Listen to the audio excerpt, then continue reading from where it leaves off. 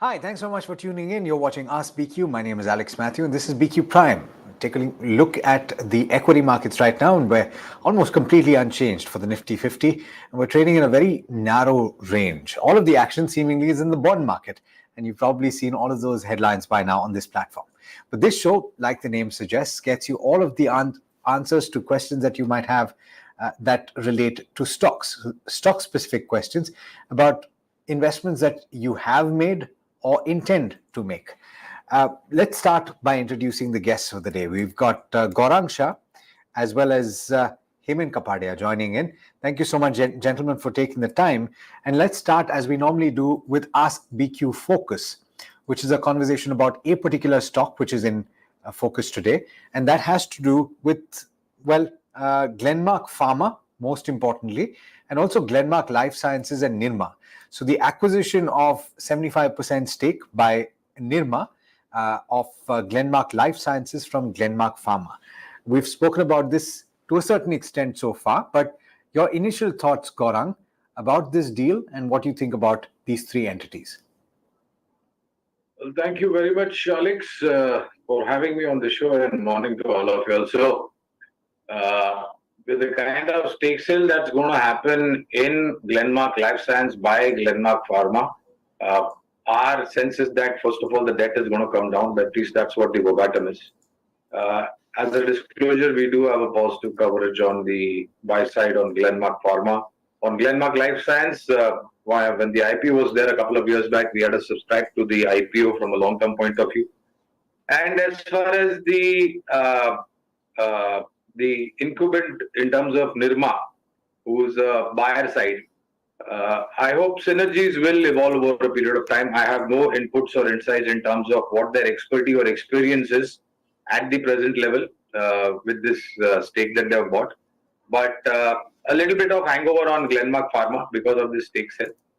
Let's hope that the news-based reaction would settle down over a period of time. Okay. Let's also get a technical check, Hemen, on these three entities. Glenmark Pharma trading lower in, today, of course, as a reaction to the announcement. But any triggers that you can take us through?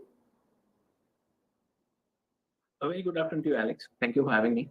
I think for the time being, I think the fizz is done with as far as Glenmark is concerned. Today, the last day of the week, if we close at these levels, that would mean a downward key reversal on the weekly chart. If we close below 780, that would mean a downward bar reversal. What I mean to say is, time being, the stock seems to have made a peak, especially if we break this week's bottom next week.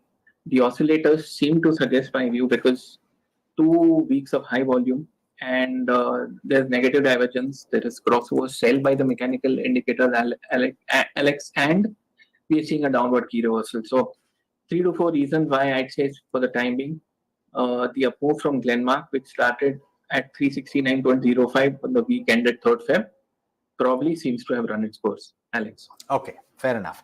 Let's get kick-started with the questions. And for all those of you that are tuning in on the various social media platforms, do send your questions in on the comment section on YouTube.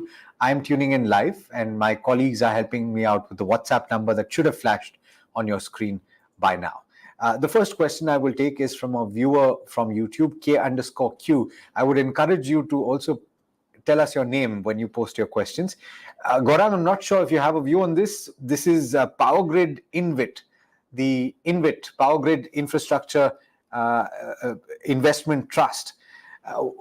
We've got a viewer who has already acquired and is wondering what the potential downside or upside is going forward. Well, so in which we don't have a coverage, Alex, but on Power Grid, we definitely have a coverage. And our view at Geojit, Alex, is that the kind of new power generation capacities that are going to come up over the next 3 to 5 years is going to be very, very beneficial for not only power transmission and distribution companies, but also for power generation and power equipment manufacturing companies. Green energy is a huge focus by the government, and if India is going to think about becoming the next $1 trillion economy, then power is something that you will have to definitely focus upon and increase your capacities and capabilities over there. more so on the green power pack. So as a stock investment idea, we remain optimistic on power grid. Unfortunately, no specific comments on power grid InvITs. Fair enough. All right. The second question that we have is on NMDC, which is currently at 142.7. And we've got Rashida, who has bought at a very attractive level. She says she bought at levels of 37. Gaurang, what's the view first on the fundamentals? And then I'll take it to Hemen on the charts. Well, so no specific comments on the company, Alex, but the sector looks quite interesting. And I think the more and more policy changes and government focus on this particular sector is going to increase the opportunities for the respective company. In the sense, what I'm trying to say is that the outlook and the future earnings look quite strong on fallback of all those policy decision changes. Unfortunately, since we don't have a coverage, I won't be able to comment on buy, sell, and hold. Okay, fair enough. On the charts then, Hemen, the buy price is very attractive and significant upside is what they're sitting on right now. Should they book some of that? I believe this is NMDC and not NMDC Steel, Alex, right? Yeah. Yeah. Okay, I would suggest hold. It's a slow-moving stock. It's underperformed tremendously, but it's a very interesting setup, Alex. Almost 12 years. Almost 12 years and counting. It's in a consolidation phase between 50 on the downside and 150 on the upside. I kid you not, 12 years. Oh. Now, not fair to compare, but PFC, REC, some of these were, literally hatching eggs for 10 years, 8 years. They've given breakouts. We've seen a humongous upside. Yeah. Different sector, not exactly comparable, but if this breaks out above 150 after almost 12 years, I think it is going to surprise a lot of people. So I would say hold. Little bit of patience is needed because one, it's a slow-moving stock, and 150 has not been historically sustained above in 12 years of time frame. But I'd say hold. Technically, indicators are supporting, rounding bottom, positive divergence, volume spike. Yeah. Everything, it ticks all boxes. Okay, so I must apologize. You were right. This is NMDC Steel, and I should have got it from the counter. It is currently trading at 51.6. But now that you've already given us a view on NMDC, I think that is a bonus. Rashida wants to know about NMDC Steel. She has bought at levels of 37. It's currently trading at 51 or thereabouts. What's the view here, Hemen? Okay, a small caveat because it has, obviously, it's a new split, so it has limited history. So I will not be able to give a very longer term view, but whatever data I have, we walked into a correction on the shorter term basis. There has been a volume spike on 15th September. I believe smart people have sold. So that would be the level I would look for. The intraday high was 57.35. So now, until it closes above 58, I would be slightly negative. I'm not saying there's going to be a big fall, but yeah, I would be slightly, there would be a negative bias and overhang on the stock. Weekly charts, a move from 30 to 59.5, and now we've seen a reality check come in. So we're on the cusp of an intermediate correction. Short-term picture is obviously negative. Support comes in at 51, 49, 42. So I would say hold as of now, which one would need to let the correction play out, and maybe the investor can, call in after a month or two, because if I had more data, I would have more conviction. But as of now, it seems to be slipping into correction. But the medium-term setup still has a bullish bias. Alex. Okay, fair enough. We've got Amit Vora who's asking about Indiabulls housing finance, and this one's for you, Gaurang. It's currently trading at just about 185, down about 2%. Do you have a view? If not, give us an indicator on the space that it's playing in. So first of all, let me give a disclosure. We had a coverage and we've dropped it because of the news flow that surrounds the counter and the Alex. And it has been one of the worst performers in terms of peer comparison. The housing sector looks, housing finance sector, I beg your pardon, that is HFC, housing finance companies, look very interesting. We are in the regime of a pause on the interest rate front. And I think if the inflation does not do anything untowards, then we might be heading towards rate cuts, possibly in early 24, Jan, Feb, March, or post that. Real estate sector throws a reflection on what housing finance companies do, and real estate sector is doing well. kind of the numbers of registration that we've been clocking or recording. Housing finance, we like Canfin Homes, we like LIC Housing Finance. These are the two names that we remain extremely positive about, Alex. And affordability has now become a big positive. And the availability is also at a very comfort zone. So we would prefer LIC Housing Finance and Canfin Homes. Okay. Krishnan has got a question on Piramal Pharma. I'm wondering, Gaurang, if you have a fundamental view on this one? Well, we don't have a view, but I've looked at the company and the balance sheet. And I think from the lows of 65 or 70, the stock has crossed over to 100 or thereabouts, if I'm not mistaken. And it comes from a very reputed group as well, Alex. So balance sheet is strong. Business outlook in terms of commentary and where they want to take the business looks extremely positive. Unfortunately, no specific coverage, so I won't be able to comment on Piramal Pharma. I hope my good friend Hemen might have a view on this. Yeah, Hemen, in fact, I was coming back to you on this one because Krishnan is also looking for a technical view on this stock. What's the view? Okay, once the standard caveat applies, Alex, limited data, we probably have maybe a year or so. Not enough, but whatever. We seem to be slipping into a correction again, almost similar to what we looked at the other stock earlier.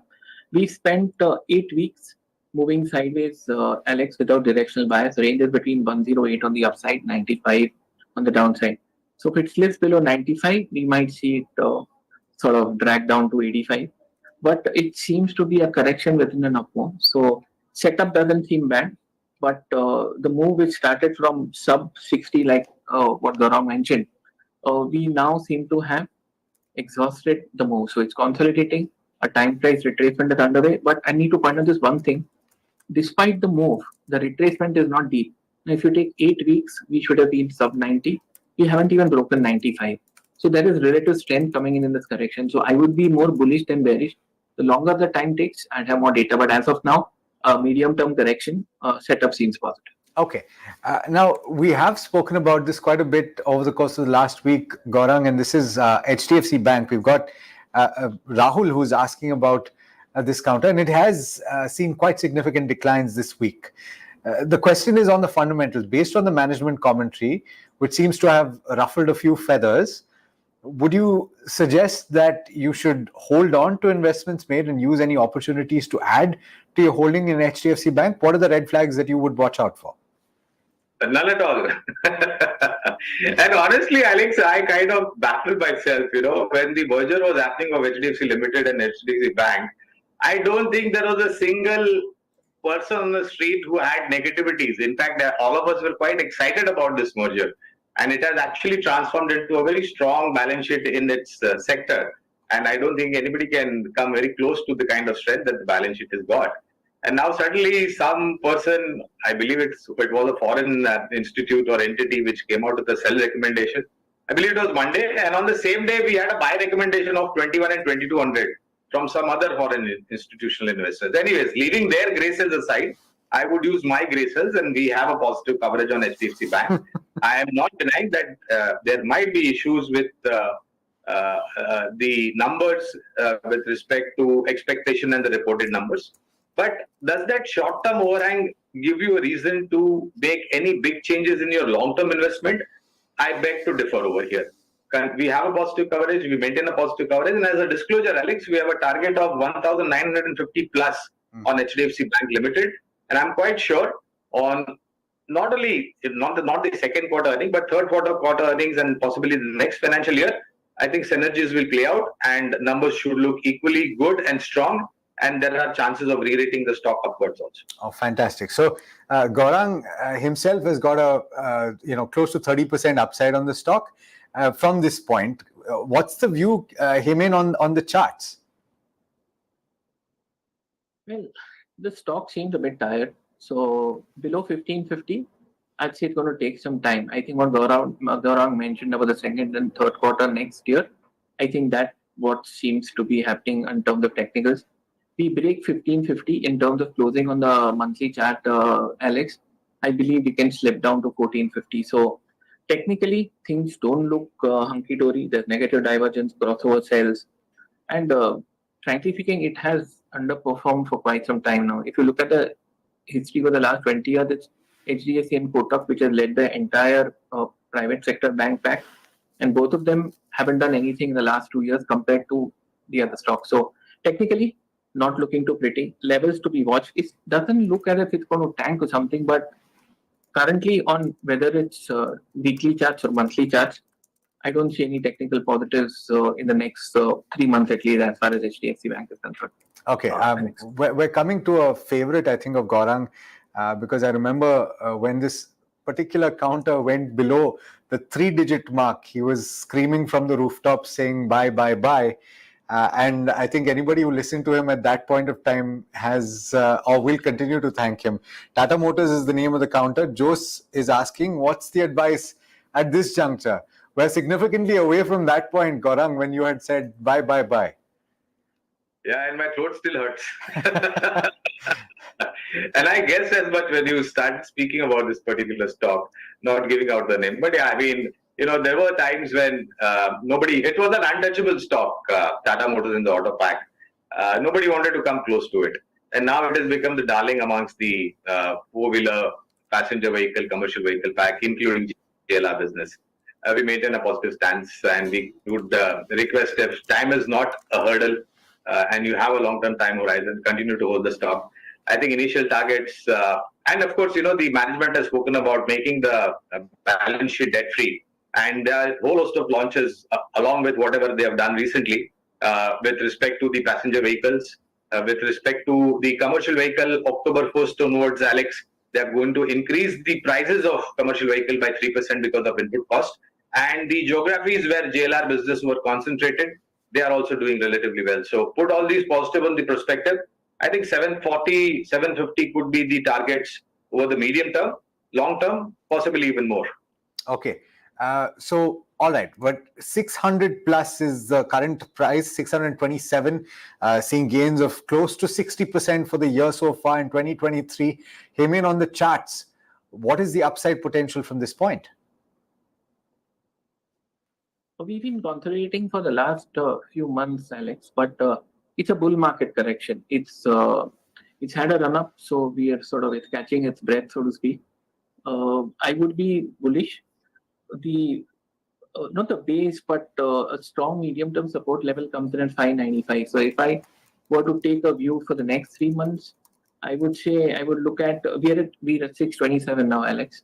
Two possible targets: 665 and 710 in the next 3 to 4 months or so, Alex. Okay. So we've got a viewer on YouTube that is asking about Datamatics Global Services. Gaurang is currently trading around 585, up about 2.5% in trade today. Amit wants to know whether you have coverage and what he should do with this. Alex, I'll give a pass to this. I'll give my good friend Hemen, possibly if he has view. Hemen, any view on the charts? Datamatics Global. Intermediate uptrend in place. Outlook remains positive. Currently, we walked into a correction, retracing the rise from 290 to 680. Downside appears limited. Support comes in at 540, 480, resistance 620, 680. More positive than negative. Would take some time, but outlook remains positive. Okay. This is a slightly broader question, and this is from Anirudh Ramasubramanian, and asking about the chemicals sector. Gaurang, maybe a couple of months back, because of commentary by global chemical names, you saw a drop in quite a few of the chemical names here as well, because the demand scenario globally seemed to be going through some headwinds. What's the view currently on some of these stocks? Do you have a recommendation on any of them? So we have a couple of stocks, and I think I was right. When the going was bad, I think Indian established specialty and agrochemical companies did invest into R&D and capex, and the resultant is that now today they are fully armed in terms of facing any kind of uncertainties. Yes, there was a lull period for at least about 6 or 8 months that we saw no contribution from the specialty and agrochemical sector, but now I think things are changing. Europe +1, China +1, opportunities in India itself. So we like Tata Chemicals, we like Aarti Industries, PI Industries, Vinati Organics, UPL, Pidilite, to name a few. Okay, fine. Any of these counters that Gaurang has mentioned, Hemen, stand out to you on the charts? And would you suggest that the viewers should look at any one of these counters at the current levels? I think Pidilite looks interesting, Alex. We've corrected strong support at 2460. Downside does appear limited. I think taking a slightly shorter term view, we're due for a bounce probably in the next fortnight itself. So from a slightly shorter term point of view, Pidilite looks good. And if I take a longer term view, frankly speaking, Pidilite, Alex, has been in an uptrend for the past 26 years or so and continues to do so. So that looks nice. Okay, coming back to you on Rajesh Exports, and it is currently trading at about 512 or thereabouts, up about 0.6%. This is on the charts. We've got Rashida who's asking, she's bought at levels of 500. Should she hold as of now? Firstly, we need to have a stop loss in place. The stop loss is 480. Currently, it seems like a hold doesn't seem to be doing much. But on technical parameters, I believe an intermediate bottom is being formed. So for safety's sake, stop loss at 480. A weekly close above 533 would be the first technical green shoot to come in. Very strong resistance at 540 and 560. But I believe she needs to keep these levels in mind. I think these levels should be overcome end October or so.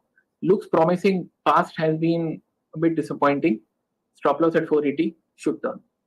Okay, let me see if I have gotten this question right. Gaurang, Krishnan is pointing to something that you might have been saying with HDFC Bank about levels to watch on the downside that you can look at in terms of re-entry into the stock or averaging levels. Is there something that you had mentioned, or are these levels perfect to look at an entry? Honestly, if the company is good, stock is good, and if you have a long-term time horizon, at least for me, because I'm a fundamental guy, of course, Hemen will be good at possibly say, and I think he pointed out 1450, 1500 or something like that. So what I would say is that instead of trying to time the stock or stock market or trying to buy at the lowest level and sell at highest level, I think it is a prudent, what I feel the prudent approach is, Alex, is to at least start investing. Don't put all your money at one time. There are concerns on the earning fronts because of the news flows and the reports that we have read or heard. You may see lower levels, but don't miss out on investment opportunity. That is what I'm trying to say. So if you want to invest whatever amount you have in mind, start with at least 25-30% at current levels. We have seen a correction. Maybe it might come under pressure because if the earnings don't deliver, there are possibilities of lower levels. I'm not denying that. But use those level to add to the stock. So I think staggered approach investment in HDFC Bank because of the backdrop of events that we've had and we have in the near future, you will get the opportunity to buy it lower, but don't miss out on the opportunity. Make a beginning. Yeah, fair enough. All right. On that note, gentlemen, thank you so much for joining in and for answering all the questions that you did. Viewers, well, I hope that this has helped you towards your goal of wealth creation. Do stay with us over the course of the day. We'll bring you all the news and updates as we get them. This is BQ Prime.